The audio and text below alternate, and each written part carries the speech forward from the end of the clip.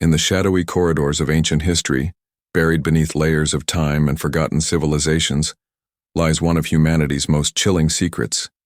A secret so profound, so terrifying, that it shook the very foundations of heaven and earth. This is the story of the Nephilim, beings so powerful and mysterious that their very existence nearly brought about the complete destruction of mankind. Picture this: the world before the Great Flood, a time when the line between heaven and earth was not as clearly drawn as it is today. The Bible opens this forbidden chapter with words that have puzzled scholars and theologians for millennia. Now it came to pass, when men began to multiply on the face of the earth, and daughters were born to them, that the sons of God saw the daughters of men, that they were beautiful, and they took wives of all whom they chose. But who were these mysterious sons of God? And why does this ancient text suddenly shift from a simple genealogy to what reads like the opening scene of a cosmic horror story? The answer lies in understanding that we're not just reading about ordinary human relationships. We're witnessing the moment when the supernatural realm invaded our natural world in ways that were never meant to happen. Genesis 6:4 drops the bombshell that changes everything. There were giants on the earth in those days, and also afterward, when the sons of God came in to the daughters of men and they bore children to them. Those were the mighty men who were of old, men of renown. The Hebrew word used here for giants is Nephilim, which literally means the fallen ones. Not fallen as in defeated, but fallen as in descended from above, beings who came down from heavenly realms. Imagine the terror of ancient peoples as they encountered these towering figures, beings of immense stature and supernatural strength, the hybrid offspring of an unholy union between divine beings and mortal women. These weren't just tall humans. They were something altogether different, something that shouldn't have existed. The text tells us they were mighty men and men of renown, but their renown was built on violence, corruption, and an appetite for destruction that knew no bounds. The ancient world trembled before them. Cities fell at their approach. Entire bloodlines were corrupted by their presence. And as these giants multiplied across the earth, they brought with them knowledge that humanity was never meant to possess, secrets of warfare, sorcery, and technologies that transformed the world into something unrecognizable. But this wasn't just ancient mythology or the fevered imagination of primitive storytellers.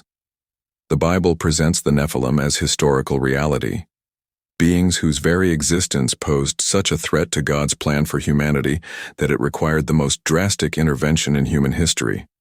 The stage was being set for a divine judgment so severe that it would wash the entire world clean, preserving only a handful of souls in a wooden ark. As we stand on the threshold of this incredible story, we must prepare ourselves for a journey that will challenge everything we thought we knew about the ancient world, about the nature of good and evil, and about the cosmic battle that has raged since the dawn of time. The mystery of the Nephilim isn't just ancient history. It's a key to understanding the spiritual warfare that continues to this very day. The forbidden union that would shake the cosmos began with desire. But this was no ordinary attraction between man and woman. This was something far more sinister, a crossing of boundaries that were never meant to be crossed. When the Bible speaks of the sons of God taking the daughters of men, it's describing an event so catastrophic that it would corrupt the very DNA of humanity itself. But who exactly were these sons of God? For centuries, this question has divided scholars, theologians, and biblical interpreters into fierce debate. Some claim they were the righteous descendants of Seth, Adam's third son, who intermarried with the wicked line of Cain. Others argue they were human rulers or princes who abused their power, but the most ancient interpretation, supported by early Jewish texts and church fathers, tells a far more chilling tale. The Book of Enoch, referenced by Jude in the New Testament, provides terrifying details about these sons of God. They were angels, divine beings who served in God's heavenly court. But these weren't ordinary angels. They were the Watchers, celestial beings assigned to observe humanity from afar. Yet observation turned to obsession, and obsession led to rebellion. As Jude 1:6 warns us, and the angels who did not keep their proper domain, but left their own abode. He has reserved in everlasting chains under darkness for the judgment of the great day. Picture the scene. 200 fallen angels, led by their chief Semjaza, descending from the heavenly realms with lust burning in their hearts. They gazed upon the daughters of men and saw beauty that awakened desires that should never have existed in celestial beings. These angels made a pact, a covenant of damnation, binding themselves together in this act of ultimate rebellion against their Creator. But this wasn't simply about forbidden romance. When these supernatural beings took human wives, they weren't just breaking divine law, they were corrupting the very genetic code that God had established for humanity. The union between the spiritual and physical realms produced offspring that were neither fully human nor fully divine, but something monstrous, the Nephilim. Genesis 6:2 tells us they took wives of all whom they chose. This wasn't marriage as God intended, it was domination, possession, corruption on a global scale. These fallen angels didn't just take one wife each, they established harems, spreading their corrupted seed across the earth like a spiritual plague. Everywhere they went, the pure bloodline of humanity became tainted. The Nephilim children that resulted from these unions were abominations in the truest sense. They inherited supernatural strength from their angelic fathers and human form from their mothers, but they possessed an insatiable appetite for violence and destruction. They were giants not just in stature, but in their capacity for evil. As they grew, they consumed everything in their path, first the produce of the earth, then animals, and finally, according to ancient texts, even human flesh. But the corruption went deeper than physical violence. These fallen angels brought forbidden knowledge to humanity, secrets that were never meant to be revealed. They taught men the art of making weapons of war, turning tools of cultivation into instruments of death. They revealed the mysteries of cosmetics and jewelry, introducing vanity and materialism. Most dangerously, they shared the secrets of sorcery, divination, and the occult, opening doorways to spiritual realms that humanity was never equipped to handle. First, Enoch records the names of these fallen angels and their terrible teachings. Azazel taught the making of swords and shields. Barakel taught astrology. Kokabel revealed the signs of the stars. And Chazakel taught the knowledge of the clouds. Each piece of forbidden knowledge was like a poison injection into the bloodstream of human civilization. The result was chaos beyond imagination. The earth became filled with violence, corruption, and supernatural wickedness. Genesis 6:5 paints the picture. Then the Lord saw that the wickedness of man was great in the earth, and that every intent of the thoughts of his heart was only evil continually. This wasn't ordinary human sinfulness, this was the systematic corruption of God's creation by beings who should have known better. As the Nephilim multiplied and their influence spread, humanity stood on the brink of complete genetic and spiritual corruption. The pure image of God in man was being systematically destroyed, replaced by something hybrid, something abominable. The very future of God's plan for humanity hung in the balance, and heaven itself was preparing for the most drastic intervention in all of history. The ground trembled beneath their feet. Their shadows fell across entire cities like dark omens of destruction. These weren't legends or myths whispered around campfires. These were the living, breathing terror of the Nephilim, giants whose very existence defied the natural order. The scripture doesn't merely mention these beings in passing. It records their names, their deeds, and their devastating impact on human civilization with startling detail.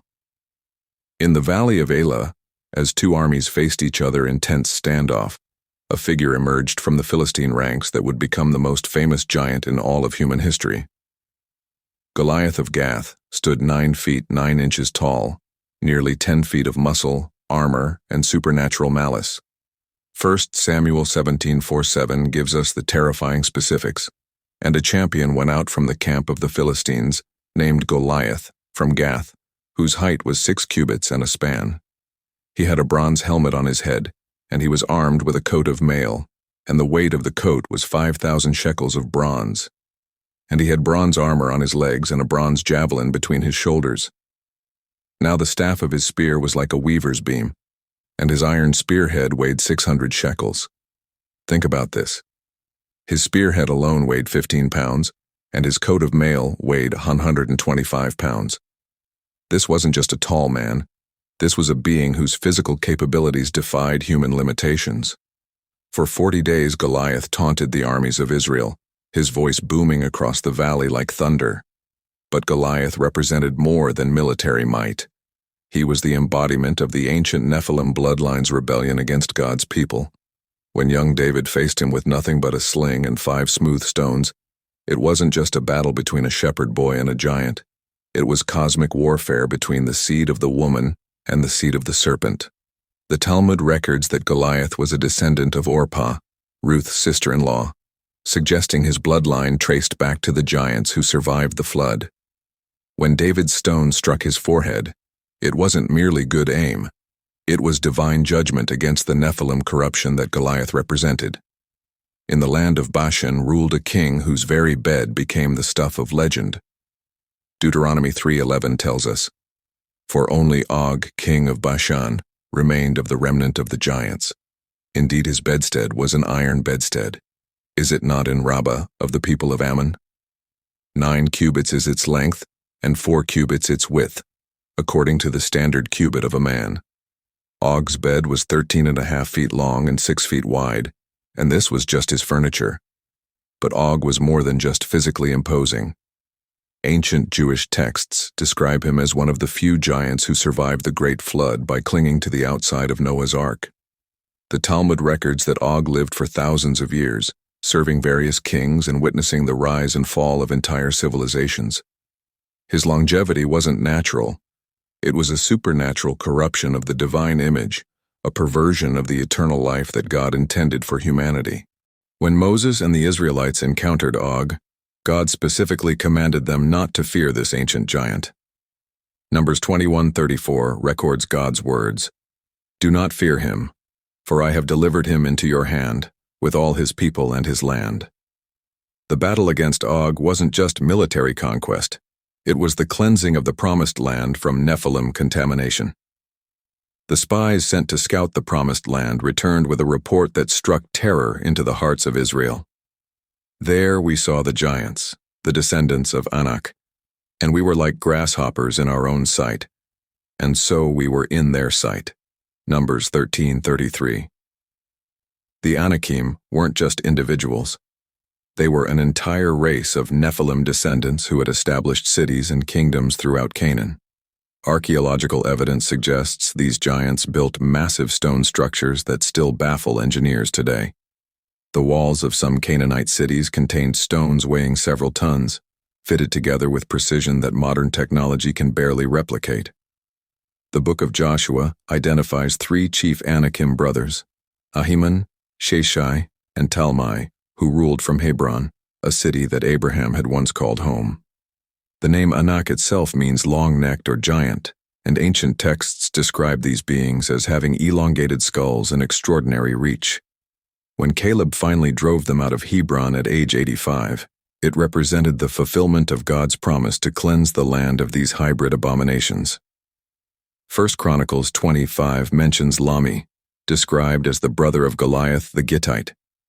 This brief reference reveals that Goliath wasn't an isolated giant, but part of a family line of Nephilim warriors. Lami wielded a spear like a weaver's beam, suggesting he matched his famous brother in both size and supernatural strength. When Elhanan struck him down, it was another victory against the continuing Nephilim bloodline that threatened God's people.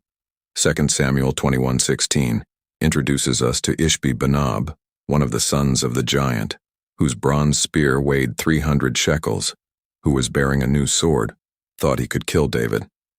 This giant specifically targeted King David for assassination, suggesting the Nephilim possessed not just physical power, but strategic intelligence.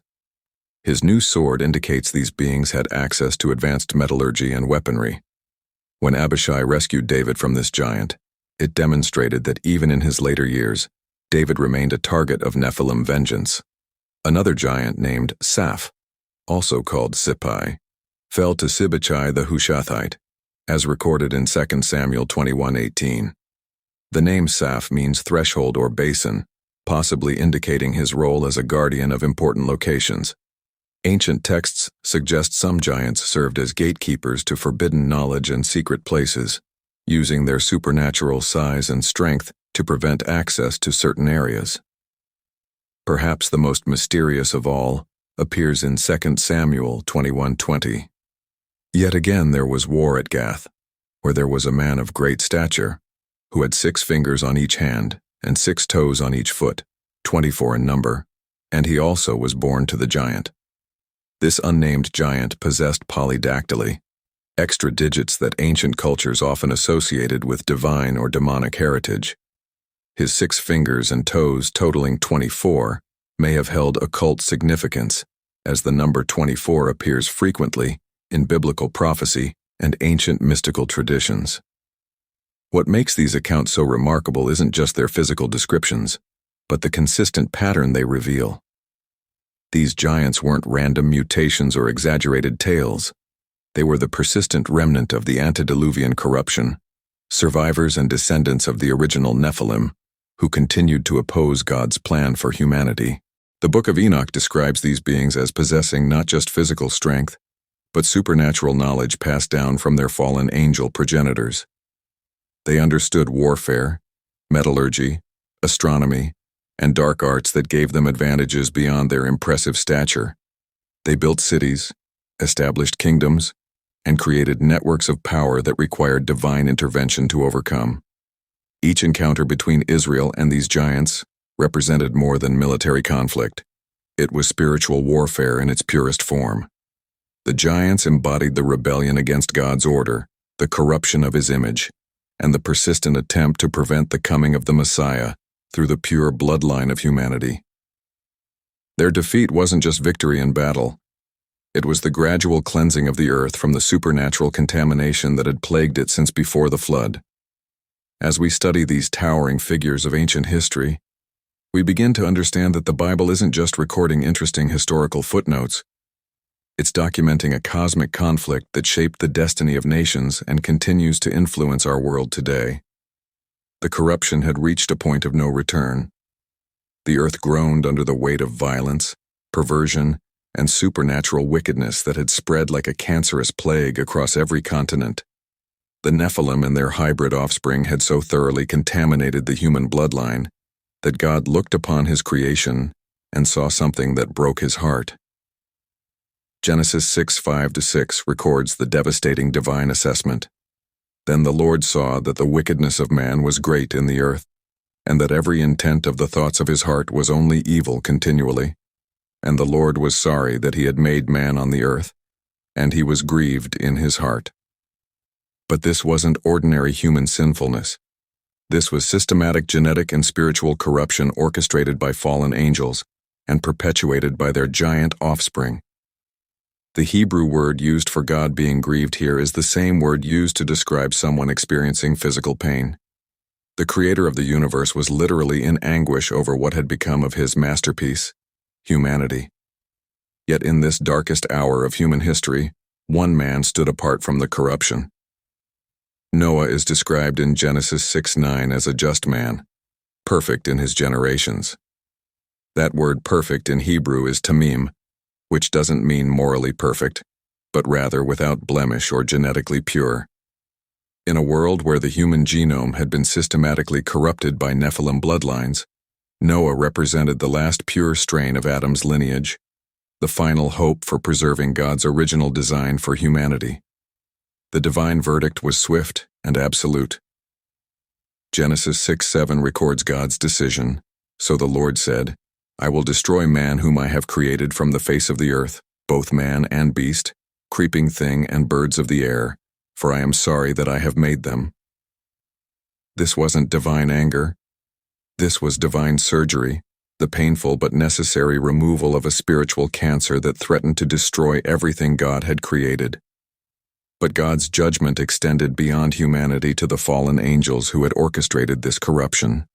Jude 1:6 tells us their fate, and the angels who did not keep their proper domain, but left their own abode, he has reserved in everlasting chains under darkness for the judgment of the great day. These beings who had corrupted God's creation were immediately bound in supernatural prisons, awaiting final judgment. The flood itself was unlike any natural disaster in human history.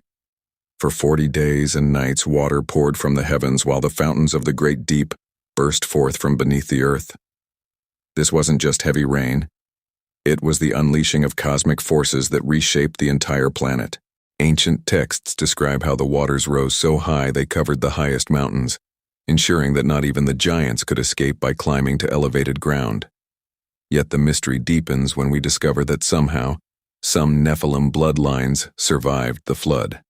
Numbers 13:33 mentions giants in the Promised Land centuries later, leading to the puzzling question, how did they survive?